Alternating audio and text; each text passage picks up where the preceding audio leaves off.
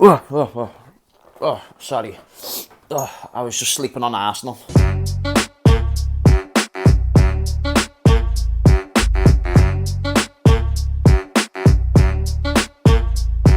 Right, hello there everyone, welcome back to James Redmond TV and welcome to A Scouser Reacts. Guys, we're here to talk about Arsenal and all of the glory in which Arsenal bring to the footballing game. I mean, listen, I like these Scouser Reacts because it gives me a chance to talk about other teams, something that I'm trying to build, so it'd be amazing to see you guys smash a like. And if you don't like it, then smash a dislike, because I'm here to talk about Arsenal and how people are heavily sleeping on them going into the season. And I'm not saying everybody, I just think people aren't giving their club not necessarily the respect. I understand there's rivalries, but I just mean from a standpoint of, when you consider Declan Rice, Kai Havertz and Timber as a collective transfer window, and there's no guarantee that's all's the business that they're going to get complete, you have to take that with serious respect. They literally went and bought Jorginho and Trossard in January, and then they went and had this window, and then last summer window was amazing as well, where they brought in Gabriel Jesus, and many other additions too. So listen, from Arsenal fans who are upset about the current circumstances, I don't understand this. I can't wait to get Lee Gunner on the channel and see his point of view, because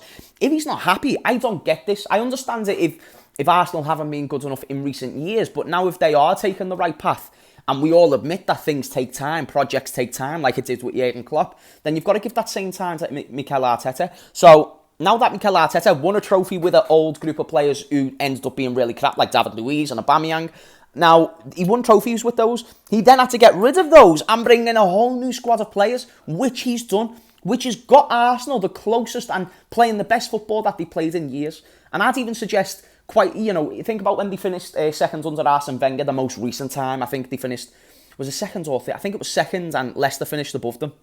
What was interesting is they never played that well that season. Nowhere near what now. They had Ozil, they had Alexis Sanchez, and they really carried them because they were world-class players. They also had Santi Cazorla and stuff, but he was more slightly older at this point. In fact, was he even still there in 2016? I believe he was, but again, slightly older. The point that I'm leading to, Mikel Arteta has got the best football being played out of Arsenal for years. I question nearly 10 years, and here's the score, maybe over 10 years, and here's the score. Mikel Arteta, he is established as someone, as an understudy to Pep Guardiola, and if you look at Pep's understudies in recent times, Erik ten Hag, 2 finals, 1 trophy, 3rd place. Mikel Arteta, second place, never really done great on the competition fronts, and that's something that I think he needs to improve on. But then, how do you improve on competitions? How do you improve on cup competitions? Squad depth. And now you're going out and I forgot Arsenal had Trossard. I forgot they had Jorginho. Because you didn't just rely on Trossard. You didn't just rely on Jorginho. They were pure optional signings. They were signings that were going to come in and be short-term solutions to squad depth. And then now you're getting the likes of Kai Havertz to be a backup to Odegaard. Come on. It's crazy. It's wild. And it's good stuff to see. If you're an Arsenal fan, it should be encouraging. And I think they're the best, besides City, of course, they're the most well-run club over the past 3 or 4 years. They just are. On the pitch proves it. The squad value proves it. Now, the squad value conversations, I mean, who determines value? But I'm saying, Odegaard, how much are you going to put an evaluation on him? Because if I'm Arsenal, I'm not selling him for anything less than 100 million. And even then, I might even want slightly more. Rice, he just signed for 100 million. Saka, he wouldn't be sold for less than 100 million. Martinelli, he probably cost about 70, 80 million, maybe even more. There's many. Saliba, priceless. You're not getting a young centre-back like Saliba at the moment, and if you are, you're going to be spending extortionate money.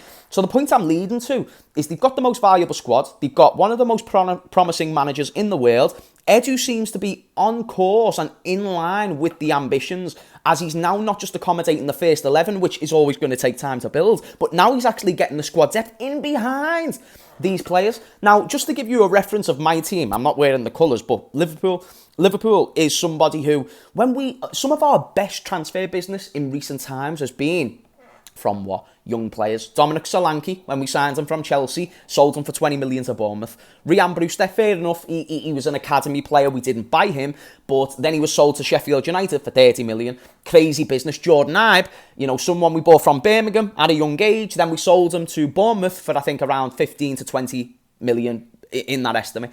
The point that I'm leading to, some of Liverpool's best business has been with young players. Arsenal have now got countless assets all over the field. They've got Gabriel, Ben White and Saliba and Timbers as their 4 centre-backs.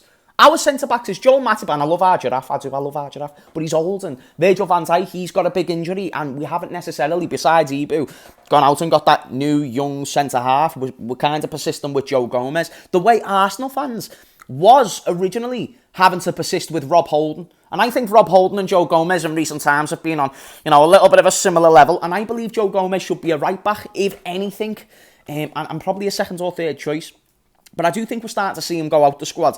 To go back onto Arsenal, that's what they're accommodating now. But sometimes it takes time, and fans don't have that long-term vision. So the point that I'm leading to, and it'd be great to even relate this to Liverpool, because, we've got Fabio Carvalho, we signed him from Fulham.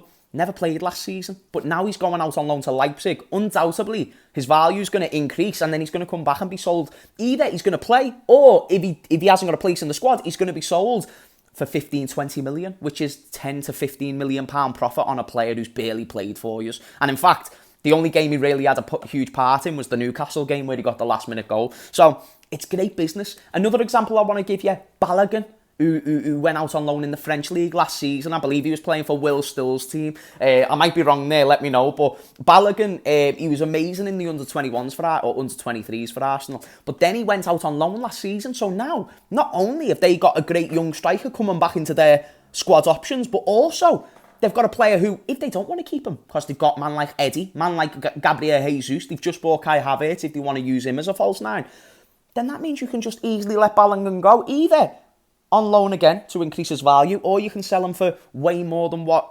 I mean, he's an academy player, so you didn't buy him for anything. It's brilliant business, and I want people to understand the model that's being built. Now, Arsenal as a whole, over the past 10, 15 years, that's not the model that you go off, right? That's not the model that you go off at all. You do not go off what they have been doing, but the past 3 or 4... that is the way that, especially a club like Liverpool, should model our football club around. Now, we don't have the spends of Arsenal, no doubt, and I think that's been proven over recent times. But getting the young players in, they've got a way better academy than us as well, by the way. That's why they can bring through Emile Smith-Rowe, Saka, other players as well, who can really make a big, big difference. We don't have that type of academy, but what we can do is start to invest into these young players. Now, I'm not trying to give FSG that sort of leeway. I'm just saying, let's look at the model. If we are sell to buy, older players aren't really sellable, therefore you need to get the young players like Fabio Carvalho, where even if you look at them like an investment, not even to just help you in the squad, just an investment, then it can really make them big, big differences over time. And on my prediction about Arsenal, and I wanted to compare them to my club, because I want Liverpool fans to understand where I'm saying this from, that we're not City's owners, we haven't got state-owned owners, therefore we have to do this in a strategic manner to build our funds. And some of the most profitable ways to build your funds in the modern day is through academies and through young players. This is the best way to make money. Manchester City are doing the same thing, where they sold James Trafford to Burnley for 20 million. He was out on loan to Bolton last season, guys. Friggin' Bolton. And also Nemecha. Remember Nemecha? No, you don't, because he never played for Man City. He was in their academy and he got sold to the Bundesliga for 20 million. Guys, come on. Understand the importance of a youth academy. This is what FSG need to invest into. This is what Arsenal have been investing into. So even though it's took a lot of time for the success to come, and yes, Arsenal still haven't won trophies, I think now they're ready to kick on. I think next season they're going to be serious. And I think over the next couple of years, they could cause huge issues. Unless they get some sort of financial fair play thing against them, which I don't see happening, they are going to be just fine. Because they've got young players, they've got this. They're going to at least compete for trophies, you know what I mean? And I think if you're an Arsenal fan, what more can you ask for? Because you haven't got the resources of City or Chelsea or anything. So you've really got to do with what you've got, and they're doing that and more. So I wanted to do this video on Arsenal because I'm taking a lot of inspiration out of their model right now. And I think without you taking this as James is licking Arsenal fans' arse, no, I'm just saying, it speaks for itself. They've got great young players. We'd be buzzing if we had a young squad like that doing sick. So let's just call a spade a spade. Let's give them respect and let's analyse. And if you're an Arsenal fan who doesn't like the model, I'd love to delve into that with you. That's why I need to get Lee Gunner on the channel and speak to him about it, because I think if you just apply a little bit of patience, you'll see the results of which you've been getting. The difference is I don't see us making those initiatives in the short term like the way Arsenal did when they got Mikel Arteta, because they were building on this squad from when they got Arteta, whereas us, we built the squad and we didn't rebuild again. You know, Arsenal, the difference between us and Arsenal, they've stayed on top of their squad. They're not just letting go of big players. They're not sell to buy. they're keeping their big players and still going and getting Declan Rice. You know what I mean? So the fact that their owners is better than our owners, we now need to sit there and say, maybe we need to start looking at this academy thing.